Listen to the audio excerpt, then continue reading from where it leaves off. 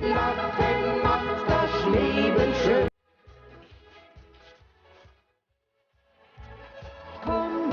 Herzlich willkommen zur Theaterstadt Luzern.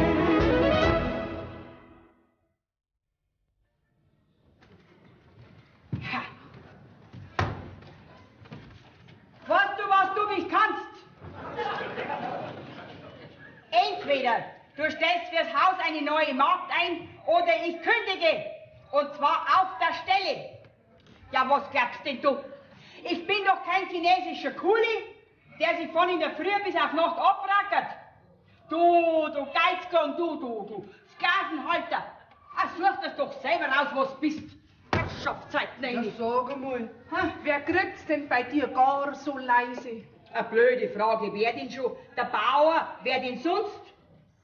Du traust aber was. Ja, einmal muss man's doch diesen Quadratschädel sagen. Aha. Und was hat er noch gesagt, der Herr Quadratschädel? Nix. Nix? Na, Ja, wieso nix? Ist er krank? der hätte schon was gesagt, wenn er da gewesen wäre. Willst du mir damit vielleicht sagen, dass du mit seinem Geist geredet hast? Ganz genau. Das war eine Generalprobe. Wie es ihm einmal wirklich sagen wird. Dann erfahrt es nie. Okay, der Besitz, der wird doch immer größer. Da ein Feld, da ein Alm. Voriges Jahr dieses Sägewerk gebaut worden und heuer die neuen Sommerhäuser für die Fremden. Ja, nur zu so. Die Arbeit, die wird immer mehr. Ja. Und die Dienstboten, die bleiben immer die gleichen. Da hast recht. Ich möchte sowieso wissen, warum er gar so ruht. Gehört ihm doch sowieso schon die ganze Gegend. Ja. Na, aber er gibt keine Ruhe, der Teufel. Ja, es ist schon wahr. Und die Dienstboten, die bleiben immer die gleichen. Richtig? Der hat doch nur für die Maschinen ein Herz. Also, der Thomas, gell? Wieso Thomas?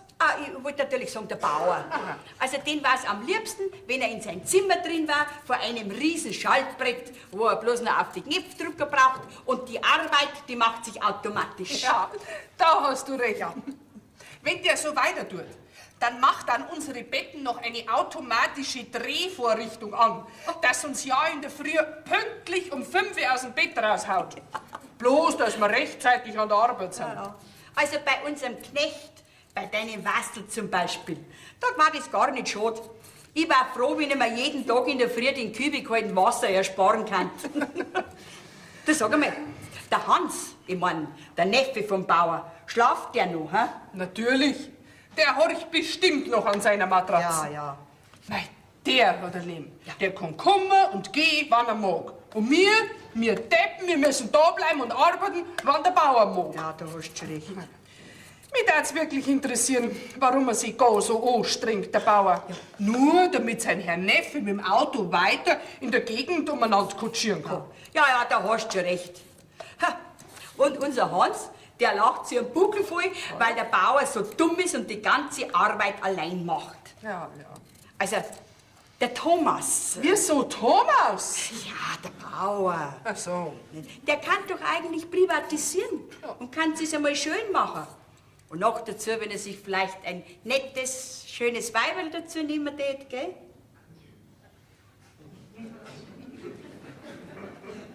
Dich? Ja. Also nett bist. Ja. Ja. Und der Weibel bist du auch. Aber wo bist denn du schön? Überall! Na, weißt du, ich meine so, halt eine, die seine Launen und seine Wehwehchen halt schon kennt, nicht? Und die ihm den Rest des Lebens noch recht schön machen tät. Ja. Ich hör dich schon gehen, aber da pfeift ja der Hund was. Okay. Unser Bauer schwärmt nämlich nicht für Antiquitäten. Und mit die Altertümer hat er's auch nicht. Oh, das ist jetzt aber nicht schön von dir. Ausgerechnet jetzt, wo mein 40. Geburtstag vor meiner Türe steht. Der 40. Geburtstag. No. Dass ich nicht lach. Der steht doch bei dir schon jahrelang vor der Tür. Bloß reinlassen tust du nicht. Halt! Dass ich nicht lüge. An deinem 50. hast du ihn reinlassen. Jetzt willst du nicht sterben. Au, Mag ich nicht. Mein Jesus. mein Knie und mein Kopf. Mein Gott, na, was ist denn passiert? Ich ha? bin erledigt. Ui. Was wird denn passiert sein? Kraft hat er heute wieder. Ja. Der Depp. Immer zieht er einen Kürzel, aber nein. Und im Watschen ist er eher nicht glücklich. Ich bin erledigt. Ausschauen tust, als ob du in die Wurstmaschine reingekommen warst. Noch nicht. Nicht? Aber eingeschaltet ist schon. Und der Metzger wird auch gleich da sein. Was denn für ein Metzger? Der Bauer. Oh, Jesus Maria. Wenn der von dem Unglück erfährt, ich bin erledigt. Geh, jetzt, was ist schon? Red halt Ja, schon mal. das hörst doch. Erledigt ist er. Mei, als wenn das bei ihm irgendwas Neues war. Und sowas wird einmal mein Mo. Ich, dein Mo? Ja, So erledigt bin ich auch wieder nicht. Also, im Kopf kann es ihm nicht fehlen, weil er nur so vernünftig daherredet. ja. Jetzt, jetzt sag halt schon. Was ist, hast Kraft und mit wem? Mit dem Tod. Und wer hat gewonnen? Ja, ich, sonst hat er der Tod da sitzen. Ach so. Fragt er nicht so. Aber da siehst du es einmal. Lieber rafft er mit dem Tod, bloß, dass er nicht an die Arbeit gehen muss. Okay, jetzt sei doch einmal du stark. Ja, gut. Jetzt weißt du, jetzt sag halt schon. Ist was geschehen? Ja, es ist was geschehen. Was? Ein niegelnagelneuer Traktor liegt im See. Der ist futsch, futscher am futschesten. Moment einmal. Wir haben ja gar keinen Futschersee. Was im See? Ich hab ihn ertränkt, versenkt, alles. Na. Ja, Pfarrer. Ja, um Gottes. Ja, wie ist denn das passiert? Ja, also das war so. Beim Ackern auf der Seewiesen, gell, da bin ich zu nah am Rand gekommen und auf einmal bin ich mitsamt dem Traktor über die runtergefallen. Über dir! Ich hab noch rechtzeitig abspringen können, gell, aber als Hirn hab ich mir gleich so angehauen und am Fuß. Aber zum Glück ist der Tierarzt dahergekommen, der hat mir gleich Spritzen gegeben. Ja. Gegen Maul- und Klauenseuche, gell? Die Seuche lassen wir nicht mehr glauben. Aber wir haben ja Glück, dass der Traktor in den See neu gefallen ist. Stell dir mal vor, er war neu gefallen. Um Gottes Willen. Weil uns die ganzen Fisch verrückt. Hab ich dir heute schon was Liebes gesagt? Nein. Na, Halli, lasst mir mal Ruhe. Mein Gott, na der Bauer, wenn er fährt, was mit dem Traktor passiert ist. Was glaubst denn du, was der aus dir macht? Fleischpflanzen. Mit Kartoffelsalat. Nein, Wassel, das musst du schon einem Bauern sagen. Ich? Ja, freilich. Gottes Willen. Kann ich gleich in eine Lebensversicherung eintreten? Afra. Afra, sag's ja du. Ich? Ja, Afra. Bin doch nicht blöd. Bist du da sicher? Okay. Mali, sag's ja du, auf die Herde bist. Was? Ich bin doch nicht lebensmüde. Gut, dann sag ich's ihm selber. Friede deiner Asche. Ui, jetzt kommt der Bauer. Ich geh jetzt gleich raus in den Garten, ich muss ein Bett holen. Ja, und ich muss schauen, ob in unserer Turmuhr die Uhr noch drin ist. Ja, jetzt hab ich keine Zeit. Mani, wo ist denn die Mani wieder? Mani! Herrschaft, das Weiberlein. Immer wenn man es braucht, ist Mani. Ist nicht da. Na was du? Ja, wieso bist du nicht bei der Arbeit? Wie schaust denn du aus? Gibt's was? Ja, Bauer, es gibt was. Ja? Ja. Aha, ich weiß schon. Hast wieder Kraft, gell? Wegen einem Weiberkittel.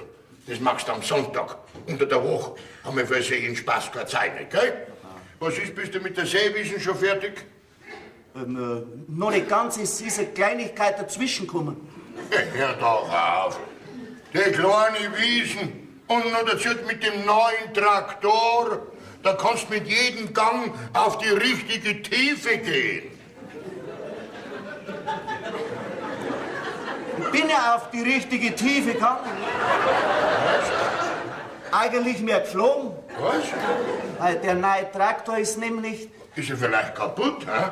Dann müssen wir gleich die Firma anrufen, Da ist noch eine Garantie drauf. Ja, nicht, dass dir das in dem Fall was nützt. Nein? Weil der Traktor hat nämlich, der ist mit dem neuen Traktor... Sag einmal, haben sie dir so kaut, weil du so stotterst?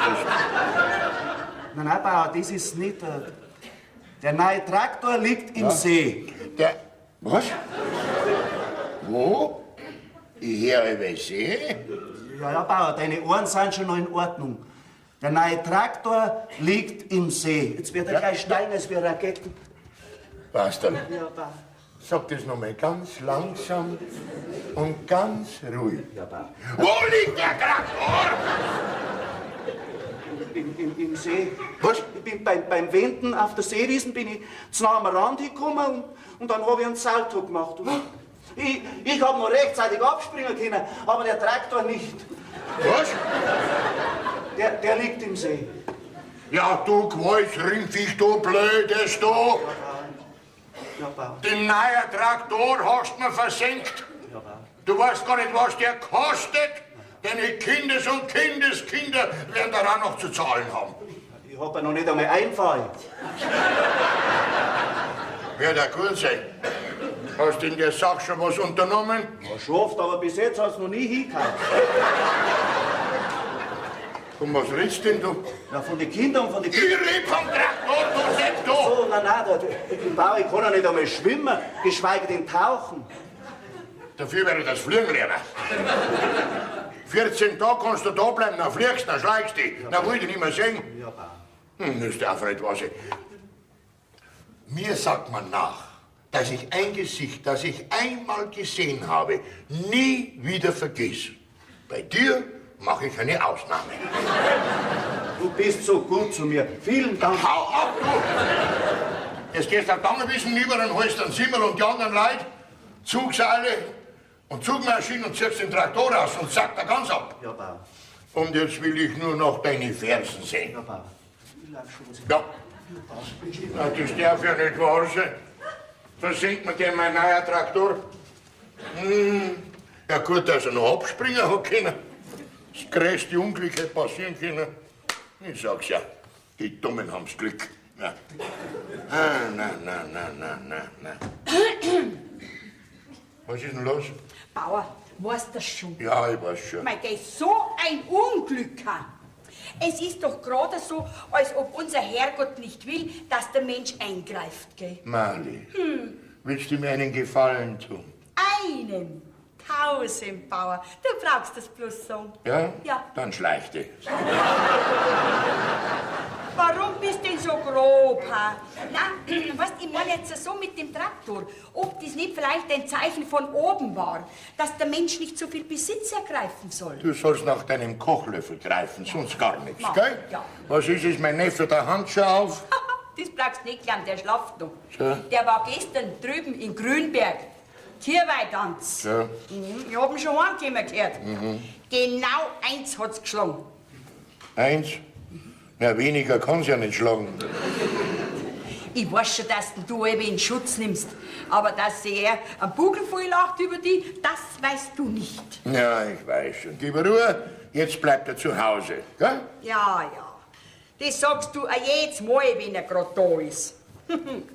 Mein Gott, na. Weil ich Verständnis hab für die Jugend, ne? Ja. Eben. Ich war ja auch mal jung, ne? Du, das hab ich vorhin schon gehört. Ja. Du musst das recht drüben haben mit den Frauenzimmer, gell? Aha. Ja. Ich wundere bloß, dass die keine eingefangen hat. Der hört doch auf, Mali. Wegen einem Glas Milch muss man nicht eine ganze Kuh kaufen, oder? Das ist doch keine Redensart. Da brauchst du dich nicht wundern, wenn dein Neffe auch so wird. Wie gesagt, diesmal bleibt er zu Hause und deine ganze Reederei ist umsonst. Ja, das sagt er jedes Mal, wenn er gerade da ist. Und der fährt immer und immer wieder fort. Na Lass ja. dich allein mit der ganzen Arbeit. Du hast ja recht, alles hat ein Ende, nur die Wurst hat 2. Außerdem hat mir die Arbeit bis jetzt Spaß gemacht, ne? So. Ich gehöre auch noch nicht lang zum alten Eisen, oder? Na, ganz bestimmt nicht, Alter. Bauer. Weißt du was, Bauer? Was? Dreh halt einmal den Spieß um, lass halt einmal den Hans arbeiten und genieße du das Leben. Brauchst das ja nicht allein genießen. Es gibt ja so viele Frauen, mein Gott, na. Ich wisse da schon eine. Eine nette. Ein bisschen rund, aber gesund. Du blöder Hund. Pass mal auf, Mali. Sollte ich solche Anwandlungen kriegen, dann habe ich schon die richtige Adresse. So. Und jetzt lasst mir mal Ruhe, ich muss arbeiten, gell? Ja, Ja. hast mir nichts anderes zum Sagen halt, Nein, ha? nein. Übrigens, was magst du denn zum Essen? Zum Essen? Ja. Gar nichts. Aber du kannst eine Portion Fliegenschwammerl kochen, ne? Fliegenschwammerl? Ja. Oh, die sind doch giftig. Eben. Sehr witzig. Ja. Hast mir nichts zum Sagen sonst heute, ha? Doch, einen ganzen Haufen, aber ich halte mich mit Gewalt zurück. Ja, Bauer, grad das brauchst du nicht bei mir. Sag mir heute auch einmal was Nettes oder was Schönes. Was Schönes. Ja. Hau ab.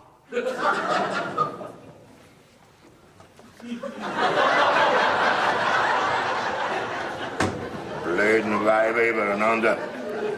So, mit der Abrechnung wäre ich fertig. Guten Morgen, Onkel Thomas. Ah, haha, einen schönen guten Mittag, Herr Neffe. Ne? Was? So spät schon? Ja, Habe ich so lange geschlafen, ha? ja, scheint so.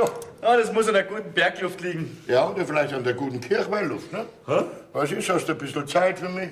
Es kommt drauf an, für was? Für was? Weil ich diese Endabrechnung endgültig in deine Hände zurücklegen werde, gell? Okay, Onkel, hör doch mit dem Unsinn auf. Was denn? Du versaust mir noch meinen ohnehin kurzen Urlaub hier. Ich bin mit dir sehr zufrieden. Ja, deine Zufriedenheit, die ehrt mich ganz besonders. Also. Aber es ist höchste Zeit, dass du den Hof selber übernimmst. Bitte schön. Onkel, ich bin jetzt noch gar nicht in der Lage, deinen sicherlich interessanten Ausführungen zu folgen. Ich hab noch nichts gegessen. Ende der Sitzung, ich geh frühstücken. Nein, du bleibst sitzen, gell? Du bin noch nicht fertig. Wie deine Eltern so kurz hintereinander gestorben sind und wie du deine Schulen und deine Examen gemacht hast und wie du deine Militärzeit absolviert hast, da habe ich deinem Wunsch entsprochen und habe den Hof hier geführt. Aber jetzt ist endgültig Schluss. Ende der Debatte. So, und was soll ich jetzt machen? Daheim bleiben, deine Reichen am Nagel hängen, den Hof führen, heiraten, Kinder kriegen, ne? Was? Ich und heiraten? Ja, natürlich. Wen? Frag du nicht so blöd, wen. Ein Weibert's natürlich, ein nett, sauberes Weiberl, wo was versteht von der ganzen Wirtschaft. Das sind einige in unserer Gegend, die einen Sack voll Geld mitbringen täten. Na, Dankeschön. Die mit dem Geld sagt, die kenne ich schon. Das ist nichts für mich. Das ist meine ungebundene Freiheit schon lieber. Du, beim Bund, da habe ich bei einem Kameraden eine Liebesromanze mit unglücklichem Ausgang miterlebt. Ja und? Seit dieser Zeit reicht's mir von solchen Sachen. Ach, was Blödsinn. Wegen einem wurmstickigen Apfel, da hört man doch das Obstessen nicht auf, ne? Naja, kommt Zeit, kommt Rat auch bei dir, ne? Du bist und bleibst ein Optimist, Onkel. So, dann haben wir wie so oft wieder alles durchgesprochen, wie Was gehabt. denn? Was denn? Was denn? Beenden wir unsere gemeinsame Unterredung mit dem gemeinsamen Schlusskommuniqué. Aufgeschoben ist nicht aufgehoben. Hallo, wir sind noch nicht fertig. Bleibst jetzt einmal da, du Hutskrippe. Da hilft mir sowas. So, Fräulein, jetzt kommen wir's rein. Schauen Sie, jetzt sind's am Sternerhof, da wo's hinhaben wollen. Gell? Ja, Dankeschön. Ja, bitteschön. Ist ja wirklich ein glücklicher Zufall, dass ich gerade Sie da auf dem Weg her getroffen Ja, habe. das ist wirklich ein Zufall, weil zufällig bin ich nur noch 14 Tage da. Aber so ein Zufall wie Sie kann man jeden Tag treffen, gell? Ja, das kann jetzt auch öfter passieren. So, ja, also stehe zu Diensten, Tag- und Nachtdienst, ja. Also der Tagdienst wird mir schon reichen. So, ja. Ob der Herr des Hauses daheim ist? Ich hoffe, mein gewesener Herr ist nicht daheim. Meine Sehnsucht nach ihm ist gleich 0,0. Gewesener Herr? Ja. Ach ja, stimmt. Ja, Sie haben mir ja unterwegs schon erzählt, dass Sie gekündigt worden sind, gell? ja. Also, ich werde mich bestimmt für Sie einsetzen. Sie? Ja? Da werden Sie wenig Glück haben. Weil unser Bauer, der hat nämlich dicke Weiber. Was? Der hat die Weiber dick, so wollte ich sagen. So wollte ich sagen, ja. Ah, dann ist er also ledig. Ja, nur ledig. Besonders ledig. Grantig und gereizt wie ein Aff. Sind Sie Sommerfrischlerin, Fräulein? Jedenfalls habe ich den festen Vorsatz, eine zu werden. Ja, das ist nett. Habt ihr den Fremdenzimmer? Weil wir haben fremde Zimmer und bekannte Zimmer, wir haben alles. Die fremden Zimmer sind da hinten im Zuhäusl und die bekannten sind da herin. Ah, ja. Und im Sommer, da bauen wir dann unten am See so ganz moderne Bumerangs. Bumerang? Ja, Bumerang. Modern. Ach, Bungalows. Bungalows, ja so. Ja, jetzt weiß ich es. Haben mich verrät. Ja, mit fließend Wasser. Natürlich. Fließt da gleich hinten der Bauch vorbei, gell? Sie sagen's einmal, Was denn? wie ist denn da so im Sommer? Ist da richtig schön warm? Ja, was glauben denn Sie? Da ist ja manchmal so warm, da ist ja schon direkt heiß. Manchmal ist es so heiß, da legen die Hühner dann gekochte Eier. Ja, Okay. Was Sie denn? sind mir aber ein Schwindler. Meines. Sie und im Winter? Ja. Liegt da viel Schnee? Kann man Skifahren? Also voriges Jahr, Frau Lenke, das sage ich Ihnen. Voriges Jahr haben wir 8 Meter Schnee gehabt. Ja, manchmal sogar 10 Meter. Na. Ja, in der Breiten allerdings, in der Breiten. Und da liegt dann die hin. Jetzt lassen wir's, ha? So. Kann man in einen Schmarrn rein? Ja, kann schon sein. Sie, aber Was denn? ich hätte einen Vorschlag. Ja, Sie schlagen vor, ich schlag nach. Also, Ich mein, wenn der Herr Sterner schon nicht da ist, könnten Sie mir doch ein bisschen den Hof zeigen und mich ein bisschen rumführen. rumführen. Ja. Ich täte Ihnen lieber Cognac führen. Ich mein doch herumführen. Zu mir brauchst du doch nicht her sagen, ich führe es auch rum. Jetzt ging es zu einer Zugehen. Jetzt passen Sie auf. Da, wo Sie reingekommen sind, das Ja. erste Tor rechts, das war die Tor. So. Jetzt ist das auch erledigt. Ja, da schon her. Ja, ein Besuch? Ja, da weiß ja eh gar nichts davon. Ja, der Zug ist doch schon lang durch. Ah, vielleicht ist ein Gast mit dem Auto gekommen. Ja, das ist ja mein Wastel. Mit einer städtischen. Und wie er rumschwänzelt um die. Ja, das darf ja gar nicht was. Ach, da schau her. Der wird doch nicht die bei uns einquartieren wollen. Das will ich jetzt wissen. Mali! Ja? Mali, geh mal raus. Oh, ein bisschen Schnee, gell? Schick dich. Was heißt denn da Ein bisschen so Schnee? Blödsinn. Geh mal da her. Schau dir mal das an. Ja? Und dann schaust du mal da beim Fenster raus. Und dann sagst du mir, wer da hatscht. Aha, hä? Das ist ja dein Wastel mit dem Fräulein. Ja, mein gewesener Wastel. Und von einem Fräulein, Moni, kannst du auch nicht mehr reden. Schau nur grad an, warum die rumschwanzelt, dieser gichthaxerte Gockel. Und bei mir, da tut er gerade so, als würde man ja nicht wissen, dass es zweierlei Menschen gibt. Ich möchte bloß wissen, wo der dieses Weib aufgearbeitet hat. Ja, du, vielleicht ist das eine Sommerfrischlerin. Gut, dann soll sie sich am Sommer erfrischen, aber nicht an meinem Wastel. Also, wenn das ihr Koffer ist, dann glaube ich ganz bestimmt, dass bei uns ein Quartier sucht. Da kommt ja überhaupt nicht in Frage. Nein, bei uns sind alte und ausgediente Ehepaare herzlich willkommen, gell? Aber keine solche Fräuleins. Weißt du, was der ich sag? Was denn?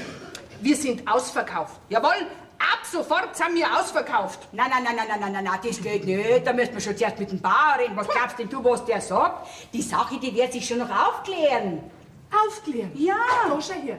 Weißt du, wo die zwei hingegangen sind? Nein, ich bin nicht dabei. Na also, mein Wastel ist einer solchen frontalen Versuchung überhaupt nicht gewachsen. Ja, das ist ja noch ein Anfänger. Oh, der Wastel ist mein Schüler. Ja, Den lerne ich gerade im Liebesteich des Schwimmen. Schön langsam, Zug um Zug. Aber bei der, da lernt das ja ruckzuck. ja, das kann schon sein.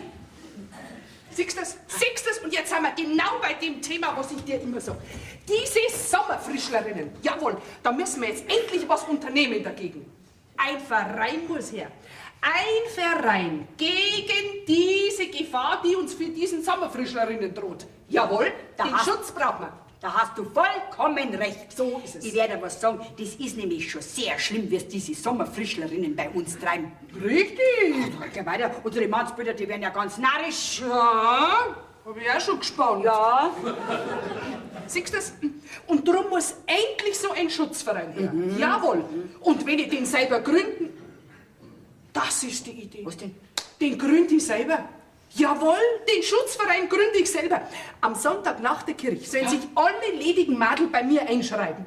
Und dann haben wir unseren Verein. Und dann stehen wir da, eisern und fest, wie die Wachtel am Rhein.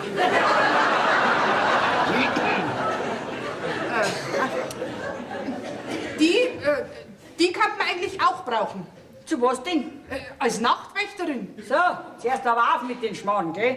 Aber du kannst jetzt bei mir in der Kirche bei der Arbeit einschreiben lassen. Also, jetzt geh doch gerade einmal Bin weiter. ja schon. Ja, okay. Ja. Aber diese Suppen, die versäuzt mir dir, meine liebe Sommerfrischlerin. Der Verein kommt her und einen Schlachtruf habe ich auch schon. Jungfrauen, vermehret euch!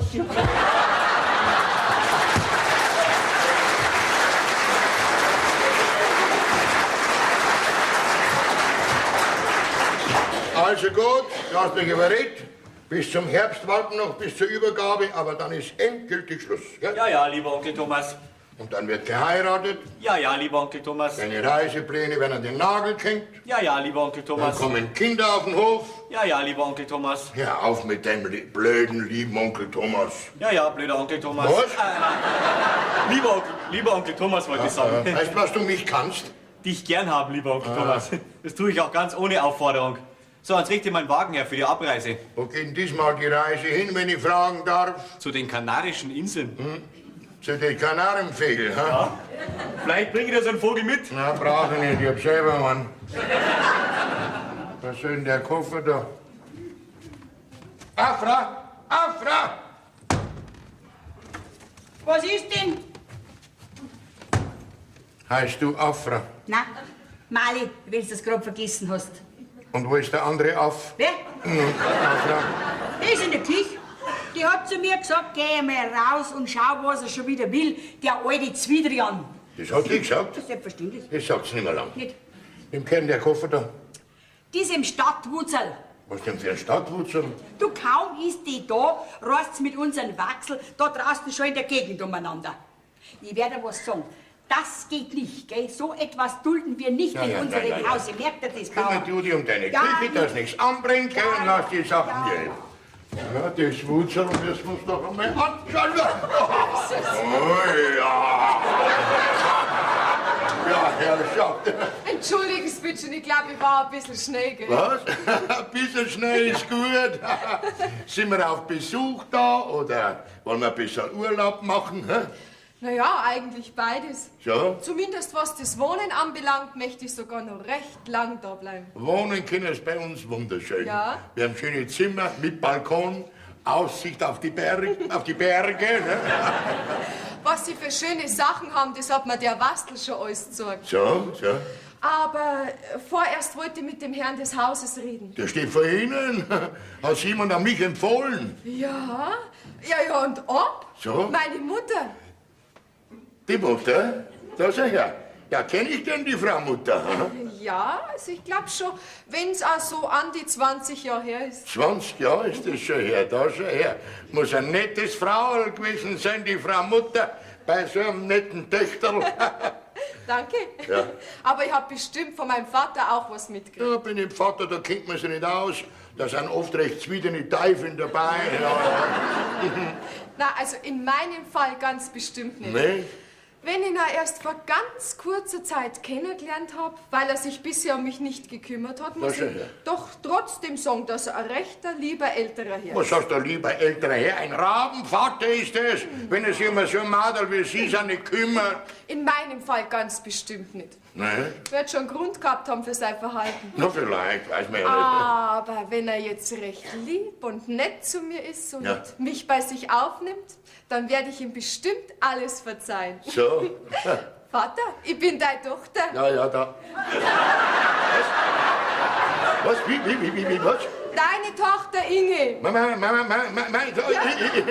Na, Moment, da muss ein kleiner Irrtum vorliegen, das ist ausgeschlossen, gell? Also. Ja, aber Schützenhofer hat meine Mama geheißen. Schützenhofer? Ja, Rosa Schützenhofer. Schützenhofer Rosa. Geboren und wohnhaft in München. In München. Meine Mama ist leider kurz nach meiner Geburt gestorben. Mein herzliches Beileid. Schützenhofer, Schützenhofer. Vielleicht Schützenliedl, Schützen. Ja, weißt, ich bin ein Ledigskind. Aber meine Mama muss die recht gern gehabt haben. So? Ja, weil sie hat dich nämlich offiziell nie als Kindesvater angegeben. Das ist ja. Insgeheim warst du aber bekannt. Aha, da. Und wie ich jetzt vom Internat entlassen worden bin, Ja. bin ich von dort direkt hierher, um dich aufzusuchen. Na, das ist ja schön, dass du mich aufgesucht hast, weil ich meine, ich war ja sehr oft in München, gell? Sehr oft in... Wenn ich dich so anschaue, muss ich einmal sehr oft drin gewesen sein. Sag mal, Schützenhofer, was? hast du den Brief vom Internat nicht gekriegt? Internatsbrief? Ja. Nein, weiß ich nichts, nein, gar nichts. Hm? Sag mal, Was? glaubst du mir nicht? Ja, ich glaube schon, aber ich meine, das ist ja nicht so einfach, wenn man plötzlich der Vater wird, ne? Ja. Was? Dann nimm ich halt endlich mal in deine Arme. Ja. Ich warte doch schon so lang drauf. Ich weiß ja gar nicht, wie das geht. Was? Also ich weiß nicht. Ich hab den Eindruck, du freust dich gar nicht richtig. Natürlich freue ich mich nicht direkt, aber ich bin nervös. Plötzlich Vater und so weiter, gell? Ja. Bist glücklich, Papa? Ja, und wie? Du hast mir gerade noch gefällt. Ja, was ist denn das? Ja, pfui Teufel! Wer ist denn das? Unser Hofgespenst.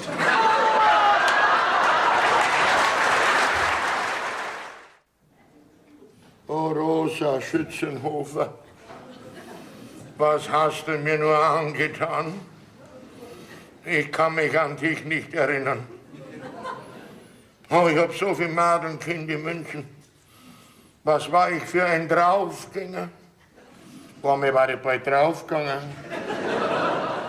Aber eine Schützenhofer Rosa, mir vollkommen unbekannt. Naja, jetzt habe ich an meinen Rechtsanwalt einmal geschrieben, der wird schon rausbringen. Als Ihr Klient erlaube ich mir, Ihnen mitzuteilen, dass ich in der Tinte sitze. Ich habe nämlich ohne vorherige Schmerzen ein Kind bekommen.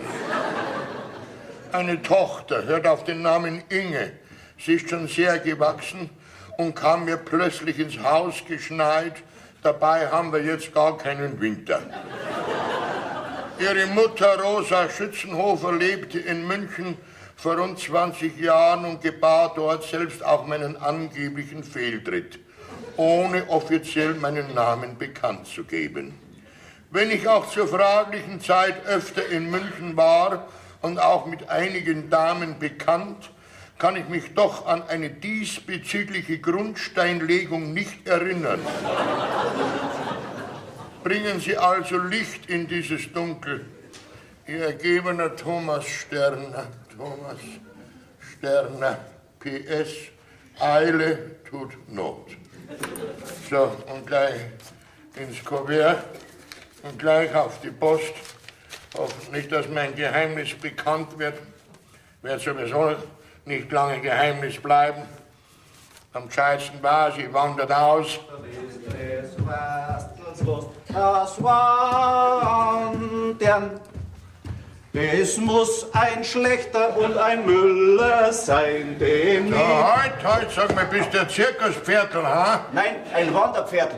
Warum singst denn du Depp auswählen das Wanderlied, ha? Weißt du, für ein bisschen zahm, gell? Was? Bedenke, du sprichst zu mir schon zu einer halben Privatperson. Ach so. 14 Tage bin ich da hingewandert, gell? Warum singst du das Wanderlied? Ja. Dann scheißt dich da mitwandern. Was sagst du, Bauer? Ja, nichts. Was willst du denn? Ja, ich wollte halt fragen, ob das wirklich der Ernst war, das mit dem Nachschmeißen, wo doch jetzt der Traktor schon wieder rausgezogen ist und frisch gewaschen noch dazu. Ja. Sei froh, gehst wirklich schuldenfrei von meinem Hof. Jawohl. Gehst nicht gern weg, gell?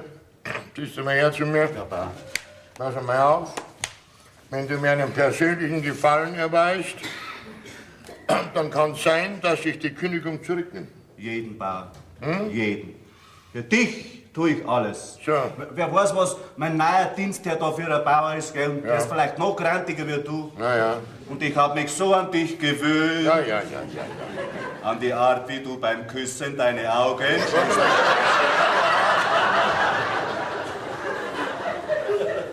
Zeile jetzt voll gesungen. Also, jetzt pass mal auf. Also du darfst da bleiben, wenn du Fallen tust, und zwar folgenden. Ja. Wenn du diese Inge, die du da durch den Hof geführt hast, Ja. als deine Braut ausgibst, als... Was? Ja, als deine zukünftige. Deine jetzige Verlobte, ich hab dich irgendwo kennengelernt, auf einem Kirchweihfest, ne? Es war Liebe auf den ersten Blick. Und jetzt ist sie da, weil sie mit dir Hochzeitsgespräche führen will. Ah, bedenk doch, ich hab doch schon Weiberts, die Affrau. Mach doch nichts, doppelt nicht, halb besser. Ne? Du musst es nur überall bekannt geben. Jeder soll wissen, dass die Inge deine Braut ist. So. Und nett sein musst zu ihr. Wirklich richtig nett. Ne? Das ist der schönste Auftrag, den du mir je gegeben hast. Ja. Ich bin schon nett. Und zärtlich werde ich sein. Moment, hallo. Was denn? Nur wenn jemand dabei ist, gell? Wenn du allein bist, lass deine Bratzen weg von ihr, gell? Warum denn? Warum? Weil die Inge meine Freundin ist. Lachst denn da so blöd? Unser Bauer hat eine Freundin. Warum denn nicht? Und ich hab gemeint, du bist schon ausgetreten aus dem männlichen Geschlecht. Ja. Aber warum soll ich mit dir ausgehen? Man, das schaut doch ganz nett aus. Da brauchst du dich doch nicht genieren, wenn du mit dir... Das nicht, aber du kennst doch unsere Weiber, sie ratschen und tratschen. Ja, aber also, wenn ich da den Bräutigam spielen soll, geht das ist natürlich auch mit Spesen verbunden. Was denn für Spesen? Aber bedenk doch. So ein Weiberlei kostet doch ein Geld und besonders so ein städtische. Meinst? Ja. Na, ist ja gut. Na, so ist mir nicht drauf angekommen. So viel wär's nicht. Da ist ein 20er. Ein 20er? Kann ich aber nicht weit hupfen damit. Du sollst ja nicht hupfen wie ein Känguru, oder? Na ja, ist ja gut. Da hast du noch 2. Also. Gut. Ja, und jetzt pass auf. Ja. Folgendes. Du kaufst dir jetzt sofort eine wohlriechende Seife. Ja. Für den ersten Trick ein paar Stahlspäne für dich. Ja. Und dann waschst du dich ab heute nur noch mit Toilettwasser. Ist klar? Ah, das mach ich nimmer. Da haut's mir einen Deckel auf den Hinterkopf.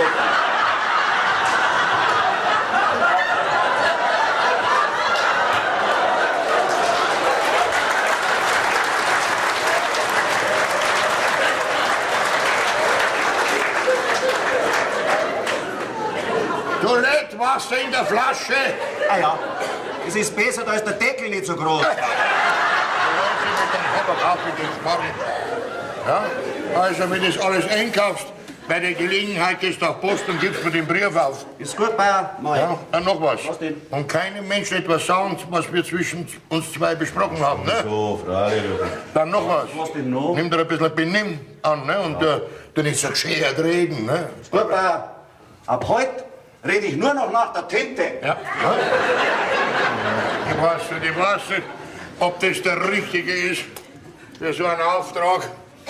Aber mei, in der Not frisst der Teufel fliehen. Tja.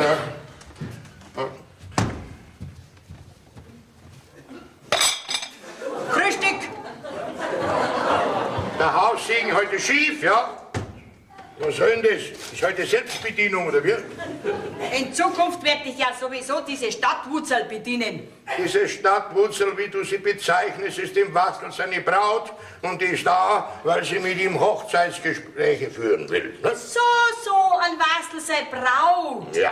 Ja, dann hat sie dich mit dem Wastel verwechselt, wie es dich abbusselt hat. Ach, Blödsinn, hat sie aus Freude gemacht, weil ich ihr erlaubt habe, ihren Urlaub hier bei uns auf dem Hof zu verbringen. Ne? Was? Ja. Du so großzügig und sie so dankbar. Jawohl, weil ich gesagt habe, dass die Leute mich einmal als Leute verschreien. Ne? Mir liegt das Wohl und das Wehe meiner Dienstboten auch am Herzen. Und das darfst du auch unter die Leute bringen. Gell? Das hört sich ja gerade so an, als ob ich ein rechter Ratschel war. Also unser lieber Herrgott... Lass den Herrgott aus dem Spiel, der ist vielleicht gar nicht daheim. Gell? Und ich auch nicht. Ja? Und wenn du am Sonntag das alles deinen Freundinnen erzählst, dann gib Obacht, dass du nicht auf die Zunge beißt. Gell? Blutvergiftung ist sehr gefährlich. Deine Bemerkungen schon auch? Da schau her. Unser Bauer als Wohltäter, man möcht's ja gar nicht glauben haben. Mein Gott, na, und die arme Afra, wenn die erfahrt, dass ihr Wastel schon lange andere hat, mei, da tut's mir gleich direkt leid. Ja, Mari, was ist denn? Schau dir mal das an. Weißt du, was das ist? Ein Taschentuch. Nicht? Das ist eine Damenhose. À la Paris. Verstehst du mich? Da pass ja ich bloß mit einem Fuß rein. Wo hast denn die her? Ja, wo werden die her haben? Bei der städtischen habe ich gerade das Zimmer gemacht. Ja. Weißt du, was ich da sage? Was? Die hat die dutzendweise rumliegen. Dutzendweise! Und ich hab bloß 2. Ich sage dir, da können wir mit unserer Wäsche einpacken. Du, ich muss dir was sagen. Was denn? Diese Sommerfrischlerin, die ist für eigentlich wegen deinen Wastel da. So quasi als seine Braut. Was? Ja, der Bauer hat mir's gerade gesagt. Und dass die der Wastel schon viel länger kennt. Und sie ist jetzt da auf Urlaub hergefahren, dass sie alles wegen der Hochzeit besprechen können. Na! Also das ist ja wirklich ein starkes Stück. Ja. Und bei mir, da tut der Kerl so, als ob er nicht bis 6 sein kann. Ja. Du, und der Bauer, meine, ist in dieser Geschichte auch nicht ganz hasenrein. Ich hab mir's jetzt schon überlegt, ob ich nicht tatsächlich auch bei deinem Verein beitreten sollte. Das tust Ja. Jawohl, das tust Da kann ich dich dringend brauchen. So. Als meine Geheimsekretärin. Aha, das ist jetzt schon besser. Ja. Besonders jetzt, wo ich doch in den Kampf ziehen werde. Ja, und was möchtest du hat dagegen machen? Ja, was ich machen werde? Ja. Ich werde dem Wastel, diesem Hornochsen, zeigen, wo er zum Grasen hat. Bis jetzt ist er ja noch nicht verheiratet. Ja. Aber bis dahin, da werde ich kämpfen. Mit allen Mitteln kämpfe ich da. Aha. Und wenn jetzt das alles nichts nutzt? Wenn's nichts nutzt? Ja. Ja, wenn's nichts nutzt, dann ist es nichts nutzt. Naja, ich mein, dann schauen wir ihm um einen anderen. Ganz richtig. Jawohl, weil eine andere Mutter hat schließlich und endlich auch ein schönes Kind. die tat ich schon meinen. Ja. Und wenn er meint, ich kränk mich, weil er jetzt eine andere hat, dann hat er sich da, täuscht hat er sich da. Weil mir ist das nämlich wurscht, ob er eine andere hat oder nicht, weil da muss ja direkt lachen, muss ich da.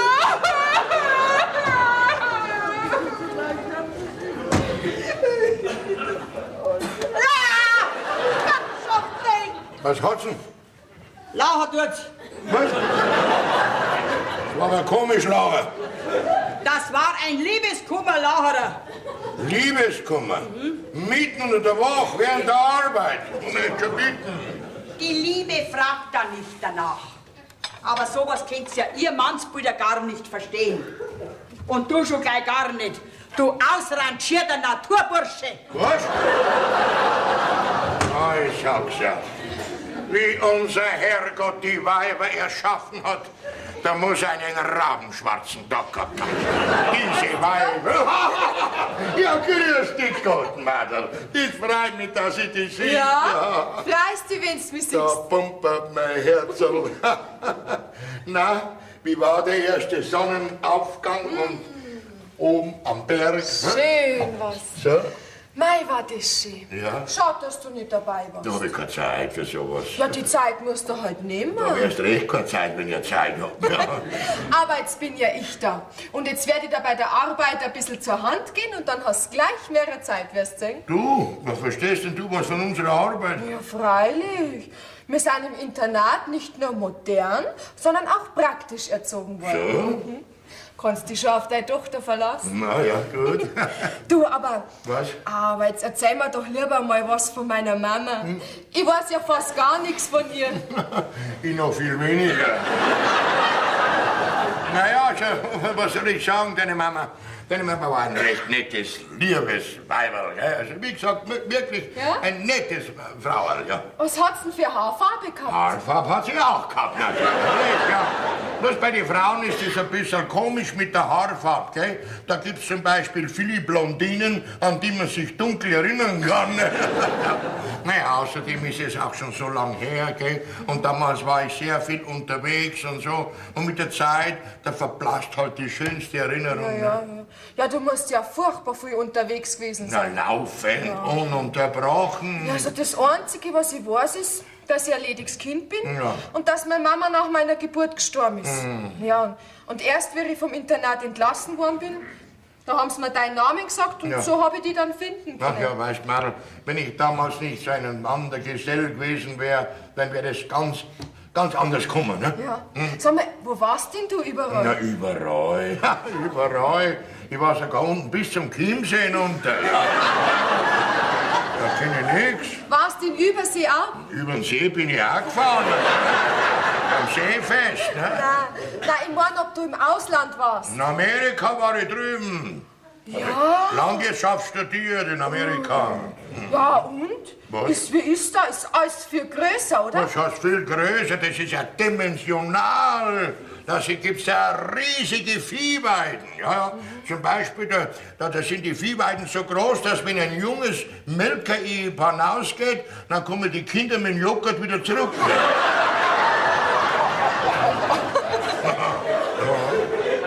Ja, und dann habe ich gleich einen Sprung rüber gemacht nach Südamerika, gell? Da war ich dann in St. Juan, ne? Ach, du meinst St. Juan, weil da wird doch das J wie ein H gesprochen. So, naja, ich war im Huni und im Huli drüben, ne? Papa, Was denn? du nimmst mich auf den Arm. Hättest früher machen sollen, wie ich noch klar war. Wird alles nachgeholt, Mädel, alles nachgeholt, gell? Du, sag einmal, wanderst du gerne? Ja, wandern tue ich ganz wenig. Aber gehen tue ich viel, gehen, ja. Und zwar zum Stammtisch und wieder heim. Nein, ich mein doch in die Berge. Die Berg? Ja. Die Berg gehe ich überhaupt nicht rauf. Kann ich überhaupt nicht verstehen, wie die Leute die Berge raufsteigen. Da geht rauf, alles rauf auf die Berge und wenn sie da drum sind, dann schauen sie runter und sagen, mein Gott, ist da unten aber schön, ne? Wo steigen sie noch rauf, ist da drüben so schön, oder?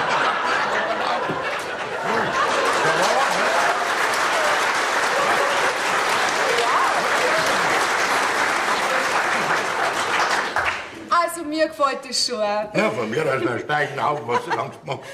Du, heute war ich im See baden. Ja, was? Im See? Ja.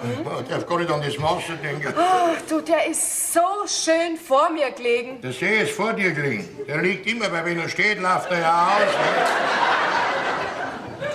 Also auf jeden Fall habe ich mir dann ein passendes Gebüsch gesucht. Naja, wo ein Wille ist, ist auch ein Gebüsch. Nein, ich mein doch zum Ausziehen. Ausziehen? Ich hab doch keinen Badeanzug dabei. Na, hör doch auf. Ja, und dann habe ich mich eben hinter dem Gebüsch ausgezogen und bin ins Wasser gesprungen. Nackt? Ja. Und ich war nicht dabei. Was? Aber dann bin ich vielleicht erschrocken. Warum denn? Taucht doch neben mir im Wasser, direkt neben mir, ein Mann auf. Das war vielleicht der Wassermann, ne? Also was alles in dem See drin ist, letzte Woche war ein Traktor drin, ja? Ich hab den natürlich angeschrien, Ja. kannst du dir ja vorstellen. Natürlich. Ich hab gesagt, er soll verschwinden, weil ich hab doch nichts angehabt. Ja, natürlich. Das Wasser ist doch so durchsichtig. Auch das noch. Und ist er noch weg? Hm? Na, Was noch? ruft mir der ganz frech zurück, dass ihm das gar nichts ausmachen hat. Er hätte nämlich auch nichts an. Ja, wenn du wieder zum Baden gehst, gehe ich mit, gell? So schlimm war es auch wieder nicht. Ne? Nein. Aber mein Gewehr lade ich mit Sauborsten. Den schieße ich schon so richtig drum weg. Und ich hab noch nie daneben geschossen. Brauchst da keine Sorgen um mich zu Ja, machen. na, also. Wirklich nicht. Grüß Gott. Grüß Gott. Ha! Was denn? Schnell das Gewehr mit den Sauborsten. Was? Ah, der Herr Tiefseetaucher, ha? Ja, leider. Ja, was heißt denn da leider? Gott sei Dank muss das heißen. Sie sind auch die hübsche Wassernixe von heute Morgen. Ha? Hier ist meine Hand. Und dort die meine. Ui, was war denn das? Der Klang nach war das ein Watschen. Ja, das weiß ich auch. Wer war denn das überhaupt? Ja,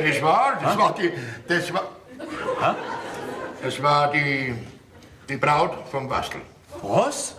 Ja, die ist jetzt zur Zeit da, weil sie mit dem Wastel Hochzeitsgespräche führt, ne? Das ist ein Wasser, seine Braut. Ja, was sagst du denn da so komisch? Der Wastel ist auch ein Mannsbild, oder? Wenn er ein bisschen einen Schatten hat, ne? Ja, aber irgendwas muss er haben, dass die Weiber auf ihm so fliegen, ne? Schon möglich. Da kann man direkt neidig werden, ha? Hör doch auf, du neidig. Kommst du den ganzen Weg schick drum. Siehst die schönsten Frauen, ne? Und wann fährst denn du überhaupt wieder, hä? Ja, eigentlich wollte ich heute schon fahren, aber... Was aber? Ah, nix. Oh, das wird aber sehr gefährlich. Da werde ich der Mali gleich Bescheid sagen, dass sie dir deinen Reiseproviant herrichtet, gell? Aber so eilig hab ich's doch gar nicht. Na, du kannst da rumsitzen und mal schauen, dass du deine Kopf einpackst, damit du verschwindest und schnell. Oder? Jetzt pack halt einmal, hey! Ja, aber so pressieren tut's mir doch gar Aber nicht. mir? Was? Ja, also, Du tu mich ja nicht reizen, gell? Ja nicht. Weil sonst bleibst du da und ich fahr weg, gell? Einverstanden, du fährst weg und ich bleib da. Moment, hallo, ich werde einen Spaß machen dürfen, oder? Sag mal, Onkel, was hast du denn heute? Bist du ein bisschen nervös, Ich oder bin was? überhaupt nicht nervös, weil ich das nicht verstehe, gut, dass du da rumsitzt, ne? Die kanarischen Vögel warten auf die und du. Was? Scheiße, mal, der Schweine kommt, da verschwindest der, hau dich doch nicht um.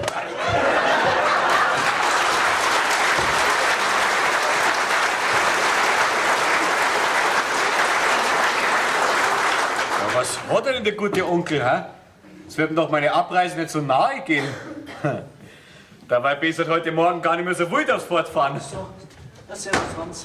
Was? Heute nein, ich hab keine Zeit. Ich muss die große Leiter richten. Die brauche ich heute Abend zum Kammerfenstern. Was, Fenstern? Bei wem? Ja, bei dir nicht, bei meiner Braut. Bei welcher denn? Ja, bei der neuen. Die Afra habe ich nur noch zur Reserve. Guck die mal her. Was ist denn? Wo hast denn du die Neue her? Also, was hat er jetzt gesagt? Hä? Ja, bei der Dings, bei Kirchweih. Kirchweih, da war ich auch dort und sie auch. Und dann habe ich getanzt mit ihr, gell? Und da habe ich ein paar bleibende Eindrücke hinterlassen. Ja. So? Ja, es ist ja niemand so herzhaft auf Füßen aufgestiegen als wie ich. Auf diese eindrucksvolle Art eroberst du dir die Bräute. Ja. Man lernt nie aus. Ja, nie, sag ich dir. Und bei den Weibern schon gleich gar nicht. Darum rate ich dir, lass die Finger davon. Ja, und warum hast du gleich zwei? Oh, erinnert mich nicht. Mir wird ja so schon ganz anders, wenn ich an die Afra denke. Das glaube ich schon. Die wird die Hölle ganz schön heiß machen, wenn die eine Nachfolgerin vor den Nasen setzt. Sag nichts von der Hölle, mir wird ja so auch schon ganz heiß. Du Wastel, Was denn? wie wär's, wenn ich ein bisschen unter die Arme greifen? Nein, da bin ich so kitzlig. Komm, Wastel. Nein, hör auf, ich bin so Na, kitzlig. Wastel. Ich mein, auf die Dauer kannst du nicht zwei Bräute haben. Also, Ich nehme dir eine davon ab. wirklich? Ja. Du bist ein wahrer Freund. Gay, Also die Afra kannst du haben. Was? Nein, Nein. Die kriegst du von mir zu einem Schleuderpreis. Was heißt denn der Schleuderpreis? Weißt du, dir nicht schleudere. Komm, Wastel, na, also die Afra nicht, also. Wenn schon die Neue. Ah, die neue Schleuder. Also das neue Mädel meinst du? Wie heißt denn die? Inge. Inge? Ja. Ah, die Inge hat immer schon was kosten lassen. Aber ein teures Stück, gell? Ach so, ja, was machen wir jetzt da? Wie wär's mit meinem Motorrad? Motor. Oh, hast du jetzt Motorrad gesagt? Ja, wie wär's damit? Also gut. Die Inge gehört dir und das Motorrad gehört mir. Gut schon. Ja. Aber ein bisschen Benzingeld musst du noch drauflegen. Also, wie viel brauchst du denn? Ja, 5 Mark. Was? Mit 5 Mark kommst du aber nicht weit bei den heutigen Benzinpreisen. Mir ist das wurscht, was Benzin kostet. Ich tank sowieso immer nur um 5 Mark. Da schon her, aus dem Zehner. Oh ja, schön. Und außerdem fahre ich nur immer ums Haus rum, weil ich habe ja gar keinen Führerschein. Darf ich den Rest halten? Freilich. Dankeschön. Gern geschehen. Hab nicht geglaubt, dass das so ein Geschäft wird. Hä? Was denn? Dankeschön, habe ich gesagt. Danke. Ah, nichts zu danken. Aber vielleicht hast du ein paar Verhaltensmaßregeln für die Inge auf Lager. Ach so, ja, machen wir. Weißt du was? Da gehen wir jetzt in die Scheune hinaus. Gut. Gell? Du sagst mir, wie das Motorrad anspringt und ich sag dir, wie die Inge anspringt. Jetzt geht weiter.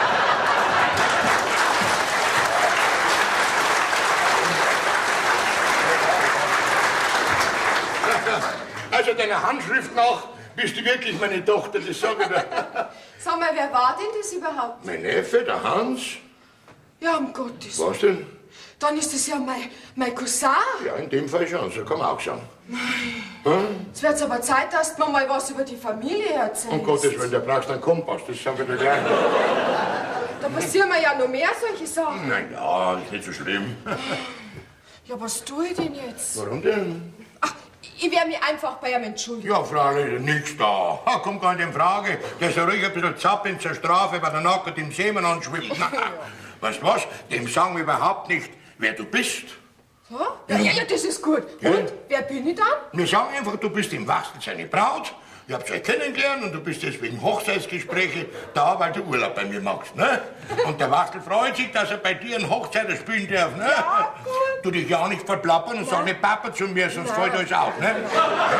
Ja, Du, aber was sagen wir denn der Afra? Ich mein, die soll doch ein Auge auf den Wastel geworfen haben. alle beide, und wenn mein Neffe wieder weggefahren ist zum Studium, dann lassen wir die Katze wieder aus dem Sack. Der fährt weg? Ja, der fährt weg, der fährt immer weg, der ist immer unterwegs zu Studienreisen, ne? Wo fährt er denn hin? Diesmal fährt er zu den Kanarischen Vögeln, ja. Ja. Ja, und das ist dir recht. Na ja. Ich mein, der kann ja wirklich da bleiben und dir bei der Arbeit helfen. Na ja, das nächste Mal bleibt er da. Das ist das letzte Mal, dass er fortfährt, ne? Ja. Gut. Jetzt ist es sowieso nicht mehr so schlimm. Hast ja mich als Ersatz. Eben, ich muss wieder zur Arbeit gehen und vergiss nicht, was ich dir gesagt habe, gell? Ja, ich werde meine Rolle schon tadellos spielen. Das glaube ich dir, du bist doch meine Tochter. Oh, der gute Papa, wie er besorgt ist um mich. Grüß Gott, Fräulein Inge. Ach, da schau her. Meinen Namen wissen Sie also auch schon. Ja, ich weiß so manches. Ja? Ich weiß zum Beispiel, dass Sie im Wasser seine Braut sind. Stimmt. Und Sie sind der Neffe von Herrn Sterner? Stimmt. Dann brauche ich mich nicht mehr vorzustellen. Und Sie verbringen hier Ihren Urlaub. Ja, Sie doch auch. Naja, um ein bisschen auszuspannen. Damit Sie wieder mehr Kraft haben für Ihre Reisen, gell? Erraten. Und Sie besprechen hier mit dem Bastel Ihre Hochzeitspläne.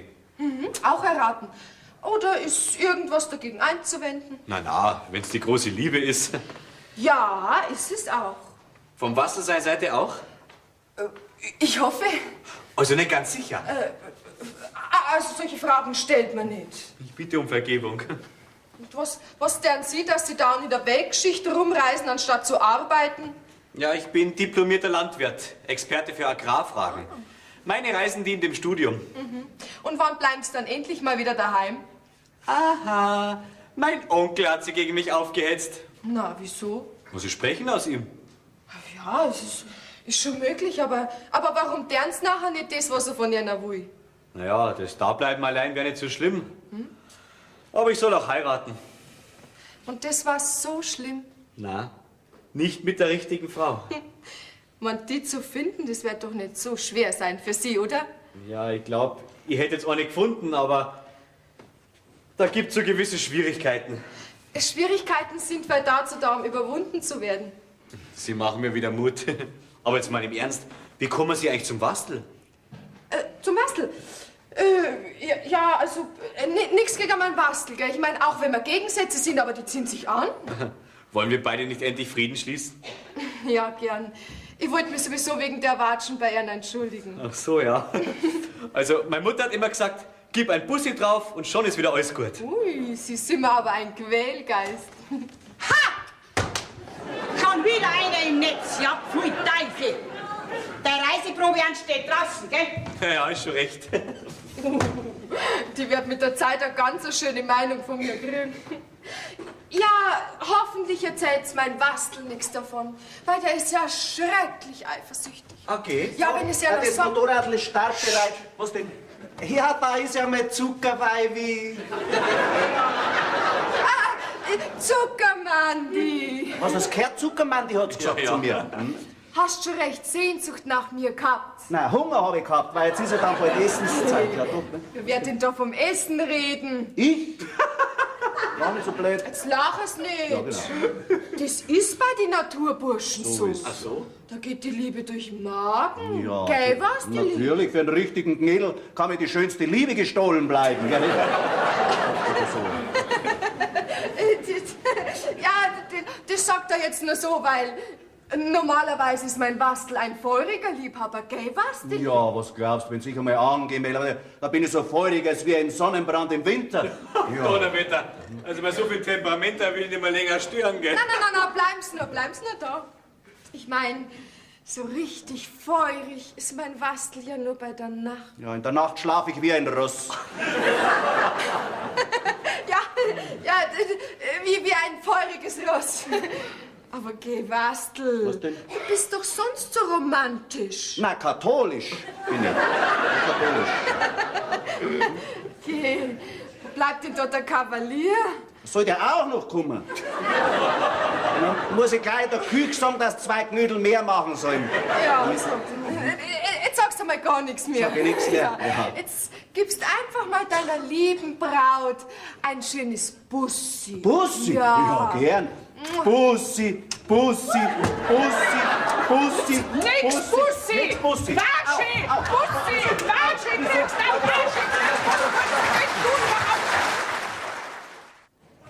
Also da, das sage ich dir, da mache ich nicht mehr mit. So, du machst nicht mehr mit? Ja.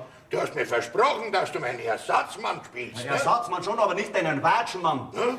Also, Bauer, wenn du willst, dass ich dann noch weitermache, dann musst du schon nur ein paar Hunderter als Schmerzensgeld draufzahlen. Was, ein paar Hunderter? Ja. Aber sonst bist du schon. Ja, bis jetzt schon noch. Aber wer weiß, wie fest die Afra noch zuhaut. Also seit deinem Auftrag, da lebe ich sehr gefährlich. Die sagen, drum ist es nur recht und teuer, wenn ich von dir eine Gefahrenzulage Ja, verlange. bei dir ist ja alles teuer.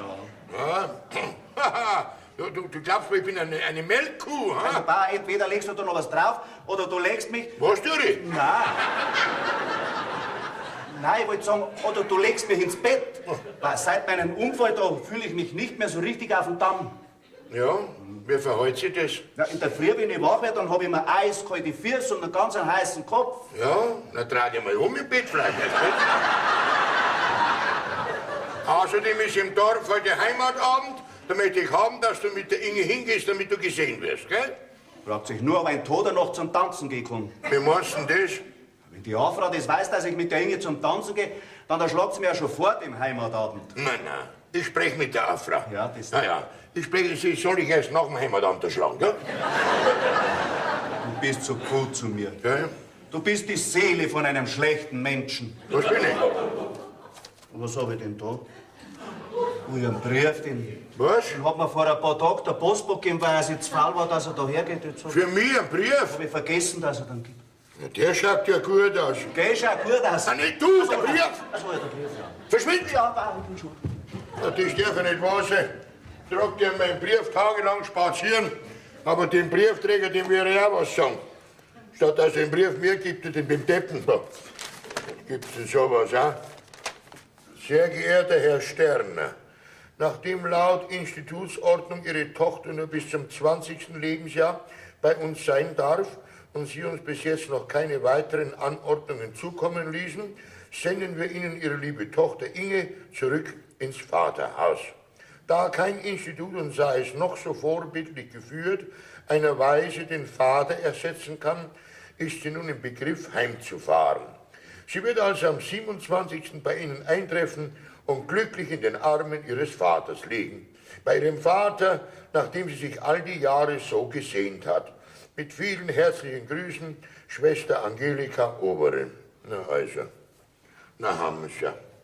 Jetzt habe ich schwarz auf weiß, dass ich der Vater bin. Oh, Rosa Schützenhofer, wer hätte das von dir gedacht? Und da, was ist denn das? Herrn H. Sterner? Wieso H. Sterner? H. Sterner heißt doch Hans Sterner, weil ich heiße ja Thomas Sterner. T wie Trottel. Ja, Moment einmal. Dann erklärt ja der Brief gar nicht mir. Dann bin ich ja gar kein Vater. Dann ist ja der Hans der Vater von der Inge. Na, das geht ja nicht. Der ist ja viel zu jung. Der ist 29, sie ist 20. Da war er 9 Jahre alt, wie er Vater geworden ist. Nein, das gibt's nicht. Das wäre ja ein medizinisches Wunderkind. Aber ich bin kein Vater mehr. Juhu, ich bin kein Vater mehr. So, ich bin fertig. Meine Abrechnung, ich gehe. Juhu. Was? Du schreist Juhu, wenn ich gehe. Na, bei so einer Nachricht muss man ja Juhu schreien. Juhu, ich bin kein Vater. Ja, sag einmal, was ist denn mit dem los, ha? Ist der übergeschnappt oder ist er besoffen? Ja, da kenne ich mich überhaupt nicht. Oh mein Gott. Hast du am Bauern schon gesagt, dass du gehst? Ja. Und war er traurig? Mein, so traurig schon, dass er gleich Juhu geschrien hat. Juhu hat er geschrien. Ja. Ach, so eine Freude hat er gehabt. Ja, na tanzt der bei mir einen Schuhblattler. Das ist bei dem Mannsbild alles möglich. Du weißt was? Was denn? Wenn's dem jetzt du drohst, Ja. dass du für immer da auf dem Hof da bleibst, wenn er dir nicht sofort deine Papiere und dein Geld gibt, was meinst du, wie schnell der mit dir abrechnet? Glaubst du? Freilich, sonst hätte er ja nicht Juhu geschrien. Da werde ich mir jetzt Klarheit verschaffen. Mit dem Kerl werde ich jetzt endlich einmal Deutsch reden. Ja, anders hätte er dich sowieso nicht verstanden. Okay. Weißt du, dieses Juhu-Schreien und dieser irre Blick, das hat mir schon gleich gar nicht gefallen. Juhu! Ja, aber da sieht man's mal wieder. Ein Leben ohne die Frauen schlagt die Mannsbild alle aufs Hirn. Ja, Afra, warum willst du denn weg, ha? Frag nicht, warum ich gehe. Frag nicht, warum. Das ist wegen am Wastel, gell? Aber da kannst du ruhig da bleiben. Der hat mir nämlich seine neue Braut abgetreten. Was hat der? Ja, hat sie mir rechtmäßig verkauft. Verkauft? Ja, mit allen Rechten. Na. Ja? Ja, was beugt sich denn dieser türkische Sultan ein? Ja, wenn ich nur gerade wissen darf, was ich dem antun könnte, bevor ich gehe. Ich wüsste schon was, Afra. Was? Aber wenn's weg ist, dann hat's keinen Sinn. Also gut. Wenn ich ihm damit zeigen kann, dass man mit meiner Liebe nicht spült, bleib ich da. Ist doch ganz einfach. Du drehst den Spieß um und machst ihn eifersüchtig. Dann siehst du gleich, wie es mit seiner wirklichen Liebe um dich steht. Ja. Ja, das ist ja ganz eine gute Idee. Gell? Nein, das geht nicht.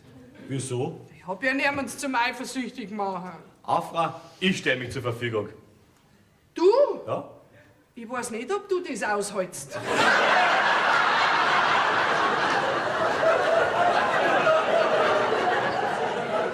Naja, wenn ich mir das so überlege, dann traue ich mich doch nicht. Okay, Afra, das ist bloß ein Spaß. Wirklich? Freilich. Also du meinst so ein Spaß? Ja? Ja, wenn es ein Spaß ist, nachher, dann mach ich mit. Gut. Also, wenn der Bastel in der Nähe ist, dann tust du recht verliebt mit mir. Gut. Ich helfe dir schon dabei. Ja. Und am besten ist, wir machen gleich eine Probe, damit es recht echt ausschaut. Probieren wir, auf geht's. Also pass auf. Ja? Angenommen, der Bastel ist da. Hallo, Bastel. Na, Afra, angenommen. So, angenommen, Bastel. Ja. Also, dann schmiegst du dich an mich. Ui. Temperament. Ja, also. Und dann legst du deinen Arm um meinen Hals. So. Halt, bevor wir weiter tun. Was tue ich mit ihm? So. Und dann schaust du mir mit einem strahlenden Blick in die Augen. Strahlender Blick. Probieren wir mal. Afra, das ist zu strahlend. Normal. Ach, einen normalen Strahler. Ja. Und dann sagst, ist es recht so, mein Liebling? Ist es recht so, mein Liebling? Ja. Also glaubst du das? Jedes Mal, wenn ich da reinkomme, dann hängen zwei beieinander. Ja, pfui Teufel. Nächste Zeit wird's, dass ich fortkomme von diesem sündigen Hof. Sonst packt mich diese Sucht auch noch. Schau, jetzt haben wir's. Was werden sich die von mir denken? Die sind Stand und tritt aus meinem Verein raus. Das ist doch wurscht, Afra. Hauptsache es haut hin, wenn der Wastel kommt. Also, letzte Probe vor dem Auftritt. Gut. Anschmiegen. Also. Einmal, So, zweimal jetzt. und strahlender Blick, ey. Und, was sagst du? Ist es recht so, mein Liebling? Jetzt Kinder schon. Hallo Partner. Hallo Partner, das ist doch die Verkehrte, die Inge gehört doch dir. Hallo. Schau mal, mein Affenhasi, wer da ist. Ja, Wastel, gut, dass du da bist. Du, ich muss ja sagen, ich hab's mir anders überlegt. Ich nehme doch die Afra. Und den Aufpreis, den ich für die Inge bezahlt hab, den kannst du behalten. So. So viel hast also du übrig für mich, gell? Du Madame Pompadonin, du. Gell? Da schaust du, Mädchenhändler, du vermurkst da. Ja, also, so. Ne, Und dass das weißt, Was denn? ich hab für dich Was denn? nicht so viel übrig. So, Ja? Und aha. jetzt gehst du mir da aus dem Weg, weil ich konnte den brauchen. Du, Bastel, ich hoffe, du bist mit unserem Tausch einverstanden. Tauschen? Naja, von mir aus tauscht man halt noch einmal. Ja, aber du musst noch ein bisschen was draufzahlen, gell? Was?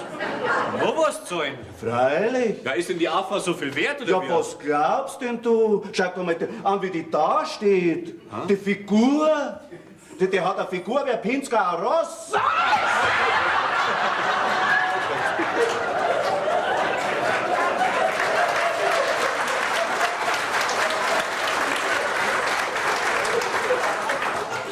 Noch eine solche überflüssige Bemerkung Und deine Inge ist eine Witwe, bevor du sie überhaupt geheiratet hast, gell? Aber Liebling, nur mit der Ruhe. Schaut dir doch die Temperatur, das Temperament an. Das ist ja feuriges wie eine ungarische Peperoni. Ja, die Vorzüge von der Affe, die kenne ich schon. So. Es wundert mich nur, dass du diese Vorzüge erst jetzt spannst. Weil er ein Depp ist. Für dich hätt's gelangt. Okay. Aber jetzt ist eh schon zu spät.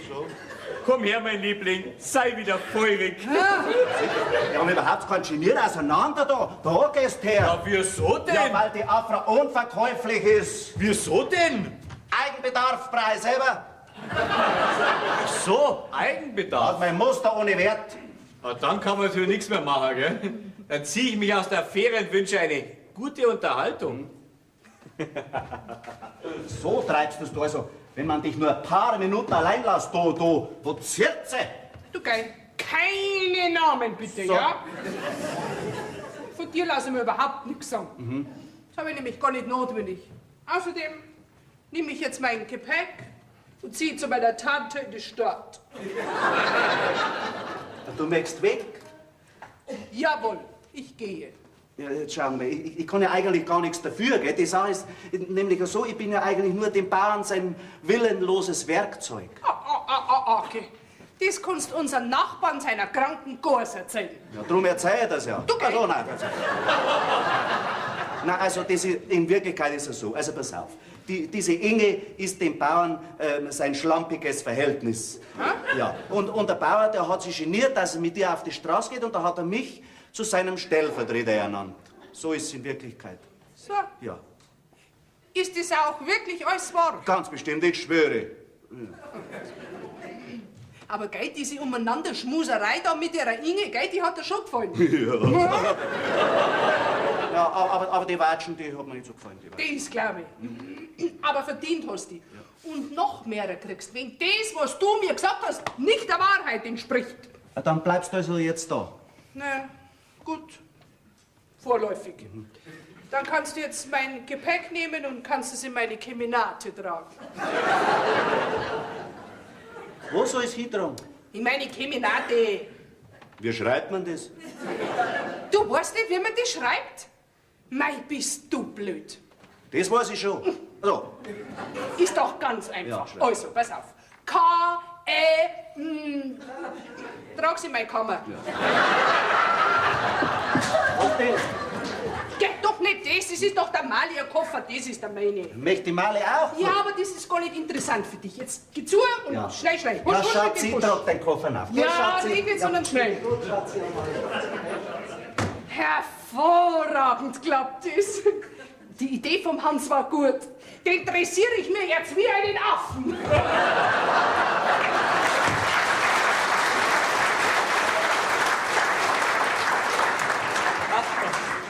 Fräulein Inge, schon unterwegs gewesen. Ach so, ja. Ich wollte mir noch über was Bestimmtes im Klaren werden. Ach so. Ja, und Sie? Ich hab gedacht, Sie sind schon auf dem halben Weg zu den Kanarischen Inseln. Ja, das habe ich auch wollen, aber ich konnte einfach nicht. So? Und worin liegt der Grund? Bei Ihnen. Bei mir? Das kann doch nicht sein. Ich mein, ich kann Sie doch nicht aufhalten. Dazu ist ja nicht einmal Ihr Onkel imstande. Naja, wie soll ich Ihnen das erklären? Lieben Sie in Wastel? Jein. Dann sind Sie noch frei. Ja, das heißt, ich war's. Weil jetzt habe ich mich wieder verliebt. So? In wen? In dich, du Zigeuner. Mei Inge. Wo sind denn die zwei, dass ich nicht finde, da heute? Ach, da sind sie ja. Hoffentlich komme ich noch nicht spät, gell? Nein, Was? du kommst gerade richtig. Ja? Ach, ich bin so glücklich. Na, mach halt mal. Und als Weitere wird er dann dein Neffe sagen, Vater. Was, Vater? Was? Ja, bist du- ich bin seine Tochter. Ja, Inge, lass uns mal ein bisschen allein. Ich hab mit meinem Neffen privat ein bisschen was zu reden. Gehst aber in den Garten raus, das Äpfel klauen, gell? Äpfel klauen? Oder, na, nicht klauen, glauben. Sag mal, möchtest du mir vielleicht erklären, was ganz zu bedeuten hat? Mir erzählst du, Inge ist im Wasser seine Braut und jetzt soll sie gerade eine Tochter sein. Wie kommst denn du zu einer Tochter, hä? Das möchte ich gerade dich fragen. Was, mich? Ja? War ich vielleicht bei deinem Fehltritt dabei, oder was? Das ist ein Präger, haben wir. Sag mal, warum hast du das Martin so lange verleugnet? Wenn man so eine Tochter hat, ist man stolz auf sie. Jawohl, stolz. Aber du scheinst ja für sie zu schämen. Sonst hat sie das Wasser seine Braut umeinander laufen lassen. Dasselbe trifft alles auf dich auch zu. Was? Willst du vielleicht damit sagen, dass die Inge meine Tochter ist, oder wie? Jawohl, das will ich. Hä? Du medizinischer Wunderknabe, du. Was? Und da hast du schwarz auf weiß. Danach möchte ich eine Erklärung von dir. Und jetzt kläre ich die Inge auf. Spinnt denn das ganze Haus, oder wie? Schwester Oberin Angelika.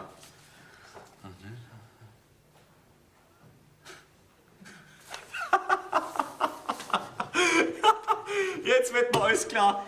Deshalb denkt der Onkel, die Inge ist meine Tochter.